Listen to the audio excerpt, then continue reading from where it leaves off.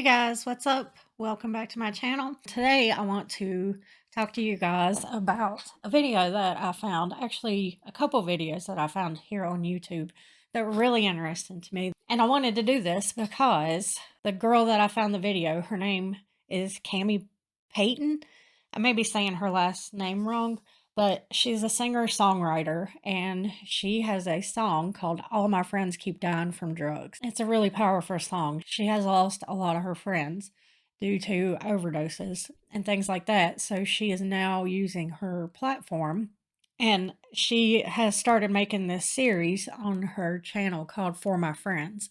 And in this series that she's doing, there's only 2 episodes, and the reason I wanted to talk about it on my channel is because you don't see a lot of big creators on any social media platform that aren't involved in like the recovery community, that talk about it on their platform.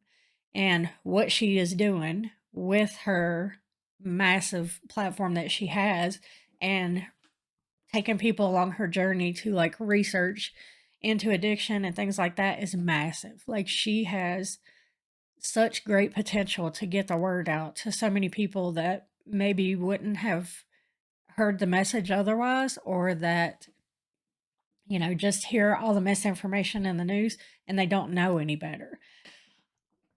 She has this series, and she says the very first series is called What the Fuck is Addiction?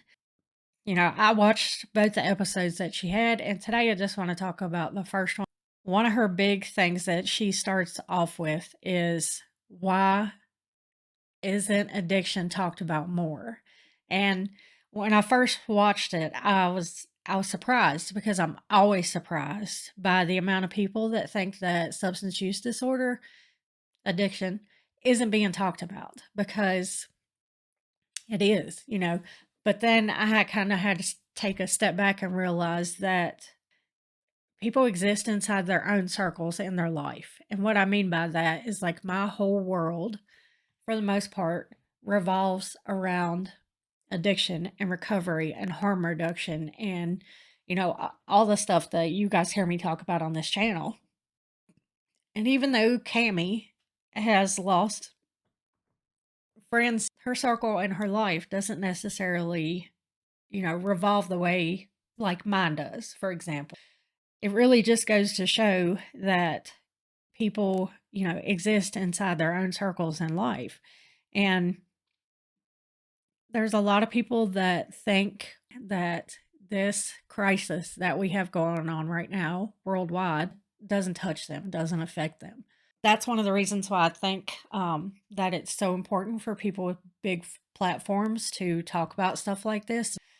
As a society, we look up to people that are on public platforms. We look up to our rock stars. We look up to our movie stars, everything like that. And for the most part, those people make using drugs look cool. There are a couple, musicians and actors or actresses that are really vocal about their recovery. Most of the time when you hear of the rock star life, you don't think of like them getting off a stage after a great big show and going back to the bus and like reading books.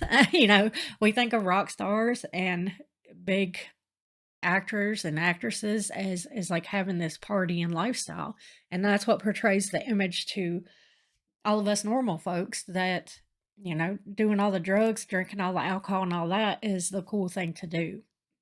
And that also furthers why so many people don't want to talk about, the bad side of it, because yeah, they do make it look cool, but in reality, it's not. And it can destroy your life like that.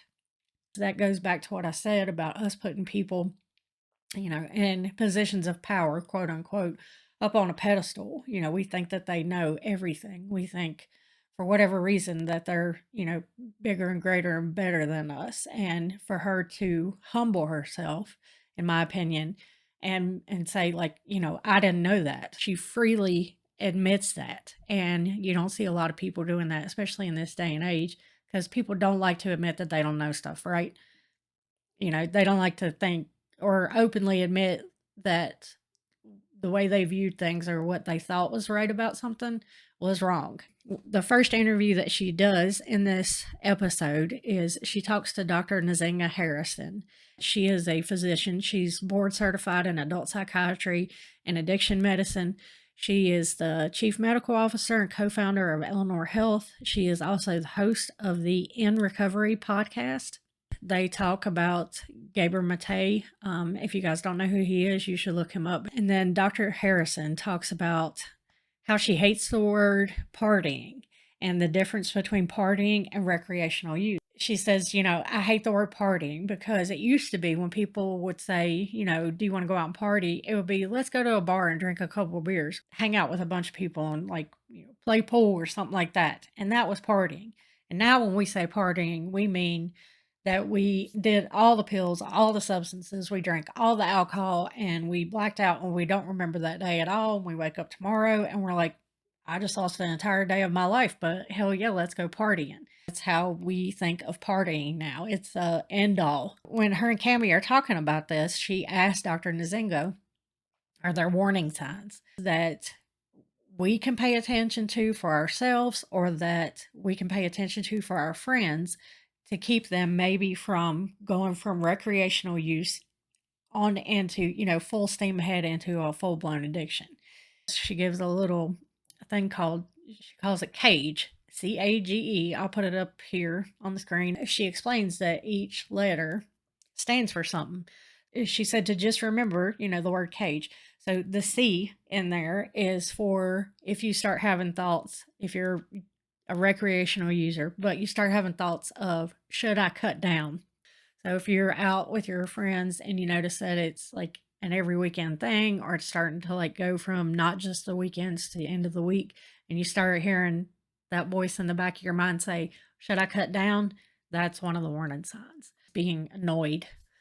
So we have C for cut down, A for being annoyed. And what she meant by that was if someone asks you, don't you think you're using too much? Don't you think you're drinking too much? Or someone questions you and you get pissed off about it. G, do you have guilt over your use? If you wake up the next morning and you've been out, whether it was a blackout session the night before or the day before, whatever it is, and you start to have guilt over the amount of times that you use or the amount that you are using. And then the very last one, she said E for eye opener. And by eye opener, she meant if when your eyes open first thing in the morning and you think, oh, I need X to get through this day or to get through whatever I have to get up out of bed and go do, that's a big warning sign. So CAGE. I went through all of those. I remember feeling annoyed when people would ask me or they would be concerned about my use, the guilt overusing, eye opener, and oh God, I did that so much. I wouldn't get out of bed. I would not get out of bed unless I had already done so much. That's a really good thing to just keep in the back of your mind if you can remember that. They go on to talk about harm reduction. She says the biggest thing about it is compassion. And so that rolls into them talking about harm reduction, which you guys know is near and dear to my heart. I love harm reduction and I will 110% always stand by harm reduction and be an advocate for it. And Dr. Nzinga says, really, we hate people that get addicted to drugs. We don't hate people that use drugs because using drugs is part of our culture. If you step back and think about it, that's true because we hate people that are addicts. We look down on them. They're like the lowest class of our society. It's major character defect to be an addict. We call them horrible names. But if it's someone that uses drugs recreationally, well, that's part of our culture. That's part of that partying culture that everybody is so accepting of. It's when it goes from that recreational use over, past that boundary into addiction that we start hating those people. And she said, a lot of other stuff about harm reduction. You guys have heard me preach about harm reduction a million times, so I won't go over all that stuff right now, but it made me think, that something that I've come to realize is that people can't separate the symptoms of the drug use from the person. And I'm talking about like when people are suffering from substance use disorder, they cannot separate those symptoms. And we don't think about people as their disease with any other disease other than addiction. If someone has cancer, we don't call them cancer. That's not their only defining feature. If someone has HIV, if someone is a diabetic, we don't call them that. That's not their only defining feature. The only disease that we do that with is addiction. And Dr. Nzinga says the same thing. She says, you hate the addiction, who it makes your loved one become, what they do for their addiction, etc. But deep down, you don't hate that person. People can't separate the two. And it's not easy to respond to pain with compassion. That's very true. It is very hard to respond to someone's pain with compassion when you think that it should be something that they should just lay down and walk away from. When you don't understand, that's not that easy for people that suffer with substance use disorder to just quit. It's very hard for anyone to respond to someone that is going through that with compassion and a level of care that is deserved. If they were going through, fighting cancer, it would be different. But something else that I see a lot of is, especially between families or, loved ones, like relationships where one is using and one is not. It's very hard for people not only to respond to that pain with compassion, but also to not compare their hurts. And what I mean by that is like it's hard for people to not make a competition out of it almost. And that sounds fucked up, and it kind of is, but it's hard for people to not do that because, if you are talking to someone that is using and you can, they have a family or loved one that is there and on the conversation, and it starts getting down to why did you start using? A lot of times, as you guys all know, we uncover a lot of trauma, and I've seen it over and over and over again that when something like that gets brought up, or the person that is using says, well, you did this, and it hurt me. This person over here that isn't using, well, you did this. And, I think it's just human nature to kind of compete with each other to see who did the worst to the other one. And that's something that's going to take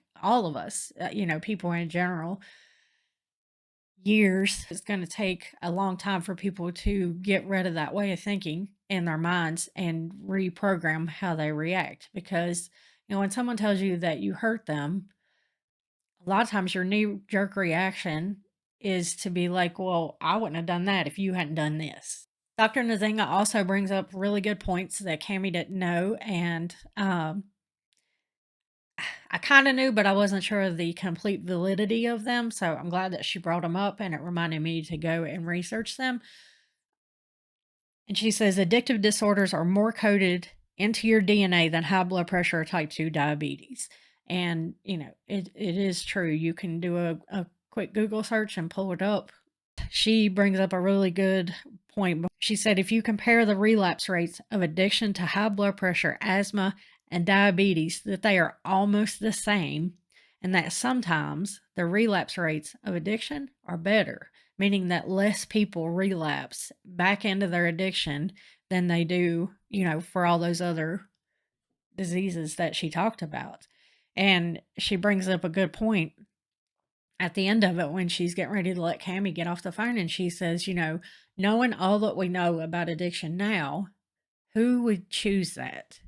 And she says this because so many people think that addiction is not a disease, and that's why it shouldn't be treated as a disease, and that's why we should treat people, shitty that have a past with it or that are going through it right now. And she says, knowing all that we know about addiction, who would choose that? Do I think that it starts with a choice? For most people, yes. I've heard horror stories where people were not given a choice. Stories that would just chill you to the bone about things that were done to people. They were not given a choice about whether they could use or not. But for me, myself, Yeah, it was a choice. I did choose that because it was the first time in my life I had ever felt like I could escape from everything. All the abuse, all the trauma, all the brokenheartedness of not having my family, just everything. So yeah, I did choose it. But, you know, also I couldn't just walk away from it. And it wasn't just the pull of being numb. It wasn't at all. We can talk about that in another video, though. She also interviews Professor Judy Grisel, and she wrote the book Never Enough, The Neuroscience and Experience of Addiction. She is also in recovery. She started out drinking, and then she quickly progressed to any and all, these are her words, quote, any and all mind altering and mood altering substances that she could get. And then she decided that she was going to get sober for 7 years, long enough so she could figure out how to beat her addiction. She's still in recovery. She has a completely different way of looking at addiction and the root cause of it, and that's what her research is focused on. She's a behavioral neuroscientist with an expertise in pharmacology and genetics. Her research is focused on finding the root cause of addiction. She talks about how our brain adapts when we use drugs to return us to a baseline. So, if this is our baseline, when we use drugs, we have a curve up almost in our brain waves. Well, if this is our baseline, this is our high, then your brain tries to, compensate for that high and bring you back to your baseline.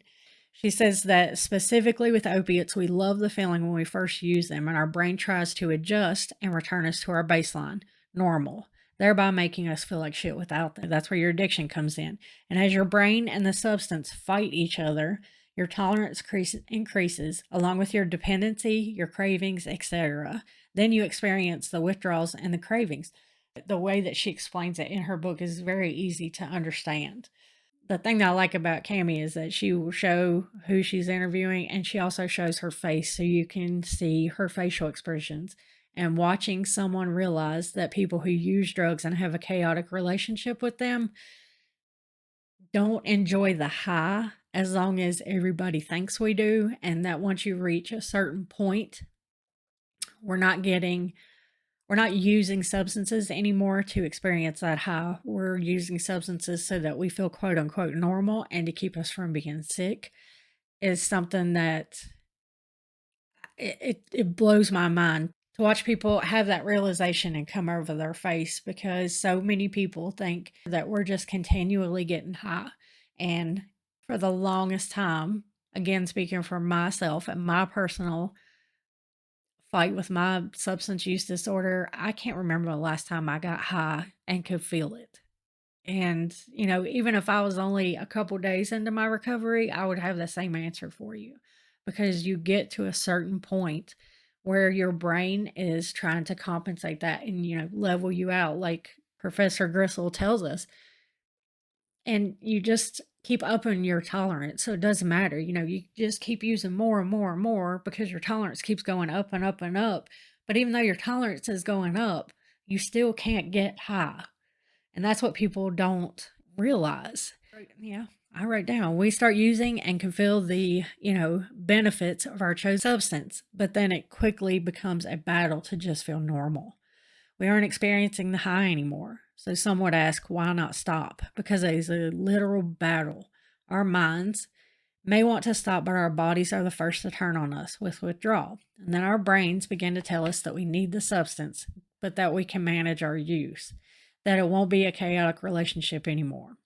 And it's extremely hard to be sicker than you have ever been in your life. You're hurting more physically than you have ever hurt in this particular way. There is no comparison. I cannot sit here and explain to you what withdrawal feels like unless you have been through it, and then you will know what I'm saying and you'll understand.